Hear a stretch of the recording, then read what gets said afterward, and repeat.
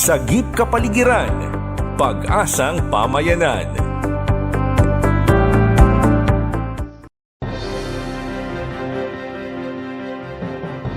Nagbubunga na ang magagandang ginagawa ng pamalang lokal ng Sariaya, Quezon pagdating sa pangalaga sa kalikasan, partikular sa karagatan.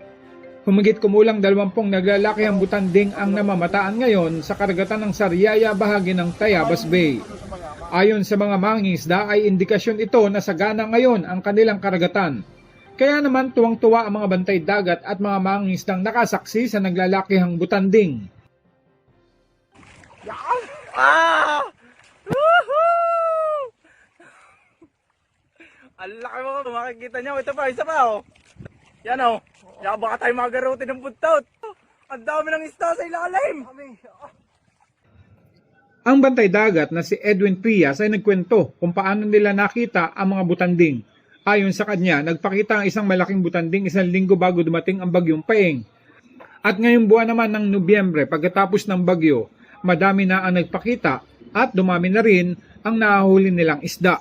Sinong sa akin yung palagay, unang nagpakita sa akin niya. Pagkabagyo sir eh. Pagkabagyo? Oo. Litaw na litaw siya.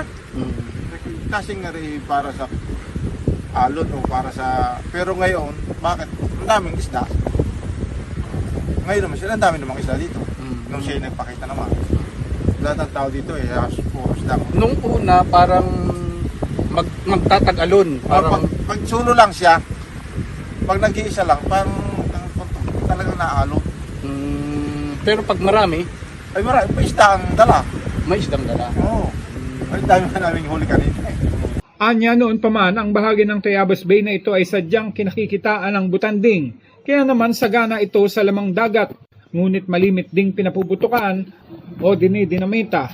Pero simula umano ng manungkulan, si Mayor Marcelo Marcingayeta ay agad nitong ipinagbawal ang pagpapaputok at iba pang uri ng pangisda na nakakasira sa karagatan at likasyaman ng bayan. Sinuportahan umano silang mga bantay dagat ni Gayeta, binigyan ng mga kagamitan at bangka, may larga vista na night vision kaya kahit gabi, tuloy ang pagmamonitor ng bantay dagat simula noong 2016.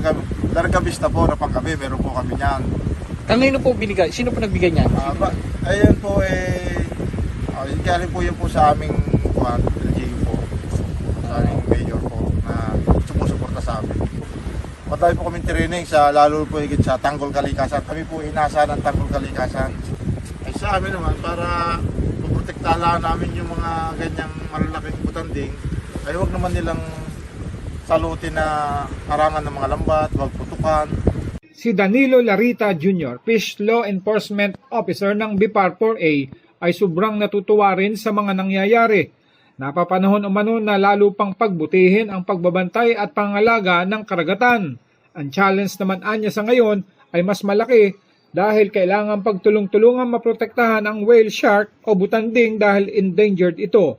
Sana raw ay lahat ng mayor sa Tayabas Bay ay maging katulad ni Gayeta na parating naninindigan para sa kalikasan upang mas lalong makamit kaagad ang pangarap na maibalik ang kagandahan at yaman ng karagatan ng Tayabas Bay. Dahil kung hindi, mahirapan umanong maprotektahan ang mga butanding, pawikan, seagrasses at iba pang samot-saring buhay sa Tayabas Bay. Sa pahayag naman ni Sherwin Rosales, technician o staff ng Municipal Agriculture Office ng Sariaya, sadyang may pag-asa pag magtutuloy-tuloy ang tunay na paninindigan at pagtutulungan ng lahat. Ayon naman kay Senro Cyril Coliflores ng DNR Senro Tayabas, magandang senyales ang pagpapakita ng butanding o whale shark sa Tayabas Bay. Ito ay malinaw na basihan upang isulong ang mahigpit na pagkakaisa at pagtutulungan sa pangalaga ng Tayabas Bay sa ilalim ng Marine Protected Area Network o MPAN na lalagdaan ng mga municipal mayors at ni Governor Helen Tan, kasama ng DNR at iba pang ahensya ng gobyerno at organisasyong nagmamahal sa kalikasan. Ako si Randy Remontigue at ito ang Sagip Kapaligiran.